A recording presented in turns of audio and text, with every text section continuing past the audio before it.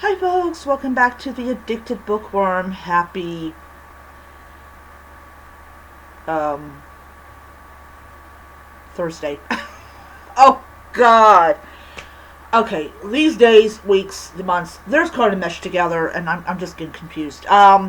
So yes, happy day. I'm off tomorrow. Yay! I'm so happy. I'm off tomorrow. Um, it's like, oh my lord. I got paid yesterday, so I picked up a couple more ebooks. I picked up the second book in the Amish Cupcake Mystery, which is what I call it, and I did pick up the third book in the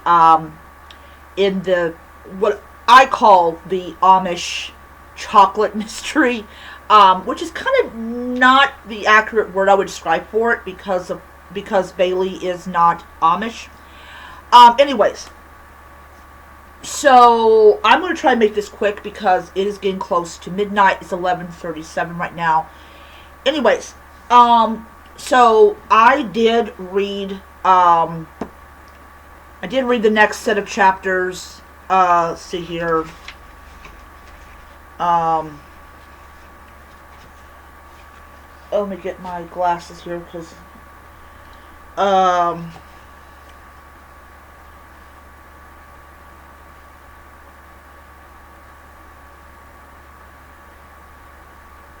Yeah, okay. I'm on chapter 15. All right, so this is how far I've read. This is how much I got to go. Okay, so there are several battles that happen in these 5 chapters, and I will tell you, I learned a lot about how the author wrote, dragons and how they are connected to their writers. And also, if you delete everything that makes them who they are, they literally become zombies. Which I thought was interesting. Um, so, anyways, so there's a lot of conversation between Aragon and I cannot pronounce this one character's name. She's an elf. And also,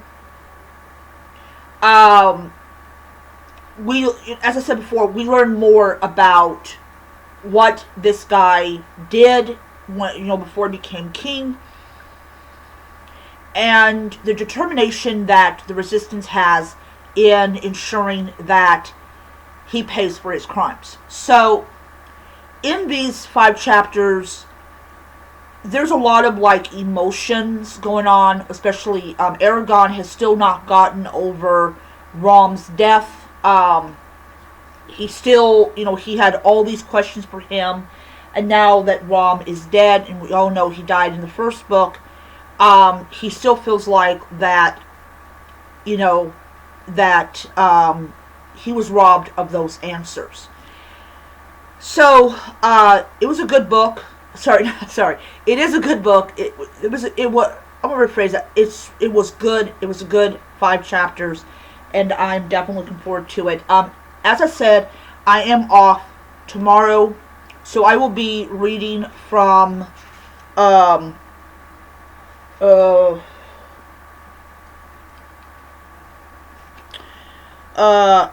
to Answer a King to whenever the next one is, and then I'll flip it over to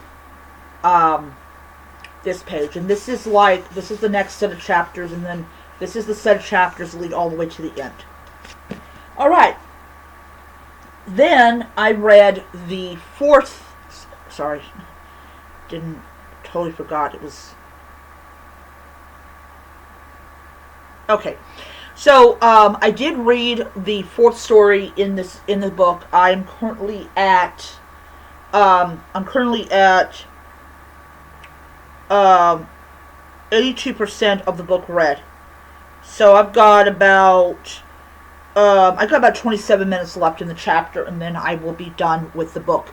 So this is Tangerine and Tank, and there's this woman who is a perfectionist. She is, she's a designer, and she really is trying to be perfect. She's just trying to be a perfectionist, and she demands a lot from people around her, and she becomes very stressed out and everything. And so she goes to the clinic for the soul, and she gets a cat named Tank, which actually is not the cat she's supposed to get. She's supposed to get this flying fur ball called Tangerine. Tangerine does 12 midnight zoomies, and I love cats when they do the zoomies. They're so adorable. So she takes Tank home, and turns out that he's a British Shorthair. And he's so adorable, and he's affectionate, and he doesn't do midnight zoomies, and basically he is everything that she wants in a cat. She has this, I think, boyfriend, or think he's a boyfriend. He's like a chef, so he's always like making her stuff, which is really cool. I like him. I thought he was a really cool character. But he has like no ambition. I mean, he's good at being a chef, but he kind of doesn't have any kind of ambition. And then she takes the cat. That she basically asks, hey, can I keep Tank for a couple more days? And mentions that, yeah, you told me it was a British Shorthair, but you told me it was an American Shorthair, but it's not. It's a British Shorthair. But he's like, no, I gave you an American Shorthair, and then finds out it's not actually a British Shorthair, it's actually a ragdoll, which is why they're so cute. Anyways, so she ends up taking both cats home, which includes the one that she was actually supposed to get, and of course, 2 cats in the same room. Tangerine infects Tank with the zoomies, and so suddenly Tank is doing the zoomies as well. Kind of like a bad influence on this cute little proper kitty. And it does a miracle on her.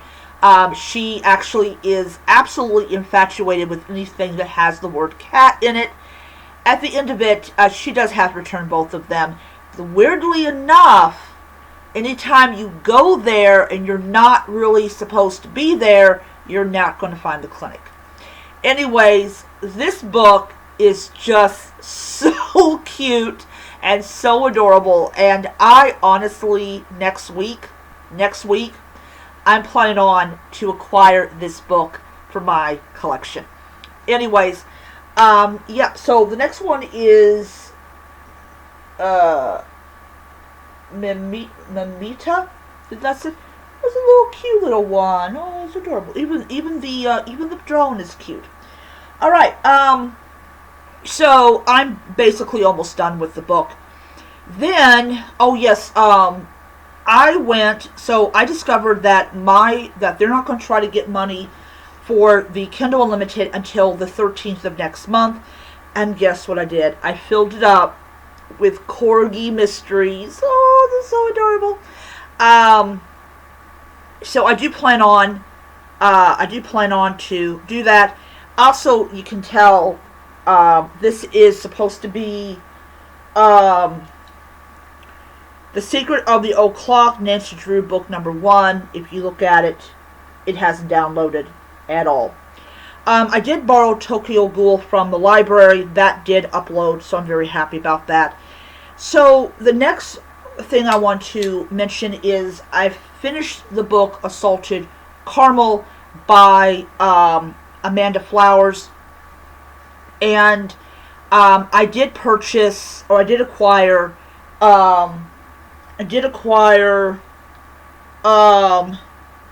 Premeditated Peppermint. So in Assaulted Caramel, I'm just going to go ahead and just move this over here for a second. Alright, so I kind of want to say red. So anyways, Assaulted Caramel. So Bailey King is a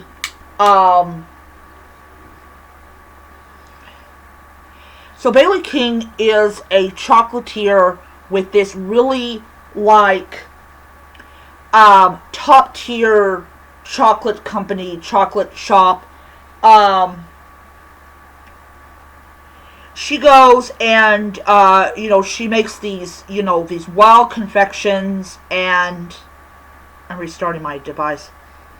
These wild confections and everything, and she learned the trade from her grandparents, especially her grandfather, who is Amish. Her father was Amish, but he left the faith before he got married because he wanted to marry Bailey's mother, and Bailey's mother is not Amish. So Bailey comes back to Harvest, Ohio, and she is there because her grandfather is not well, and she wants to spend whatever time she has with her grandfather. So there is a position of head chocolatier because the founder of the shop, the one that put, grossly overhyped, not overhyped, but like really expensive chocolate on the map. And he hired her because she had learned the trade from her grandparents. So she gets there, and there's this guy called, I think his name is Tyson or Tyron. Anyways, it did. Okay, there we go. Finally, it did it.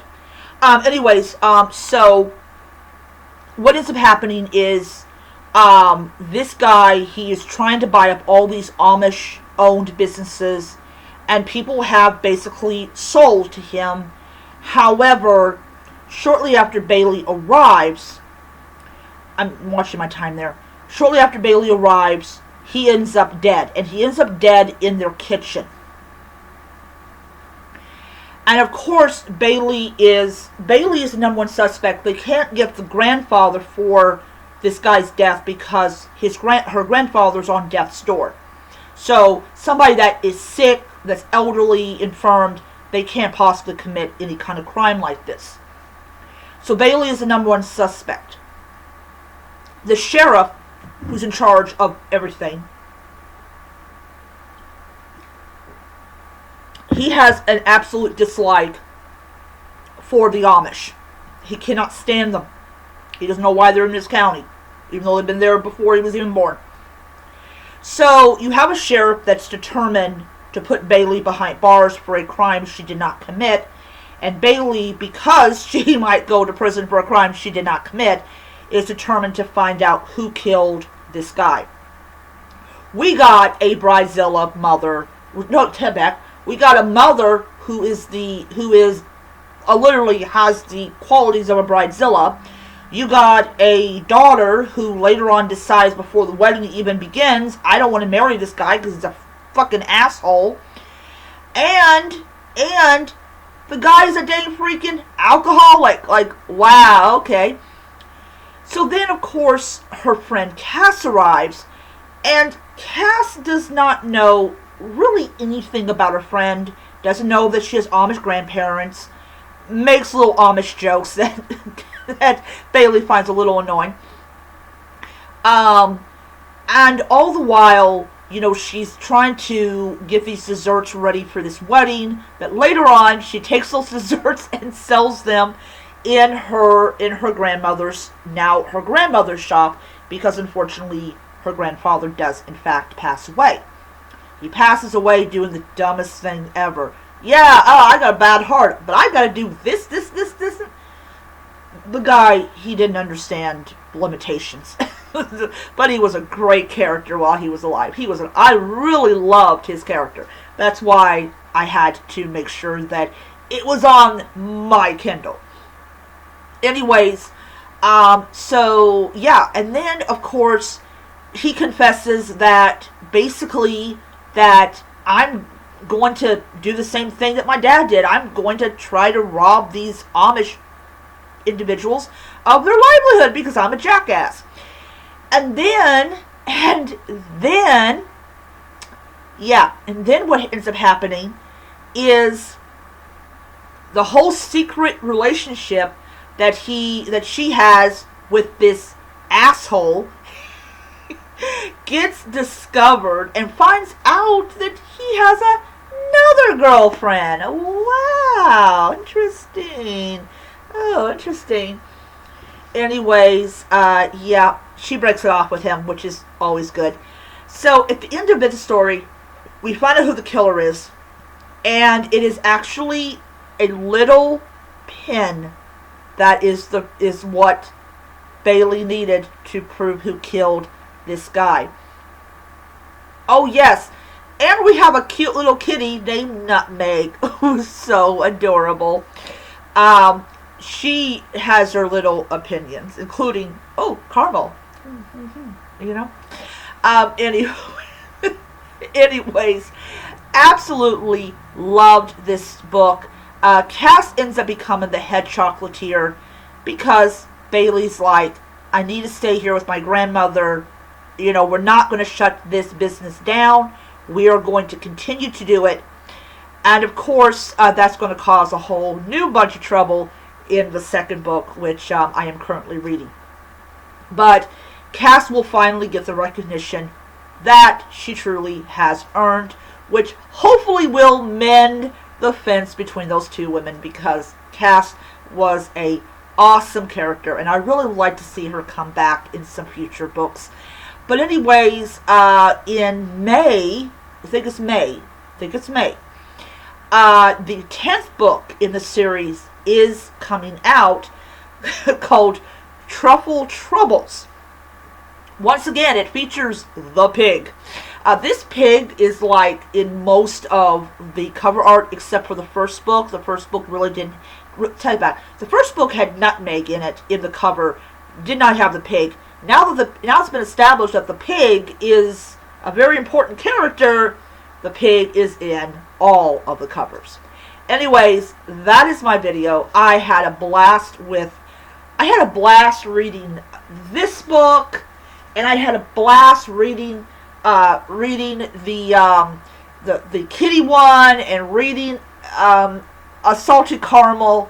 It was just fun all around.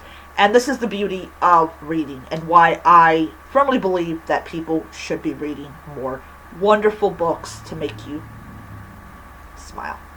Alright, I will see you guys later. Bye.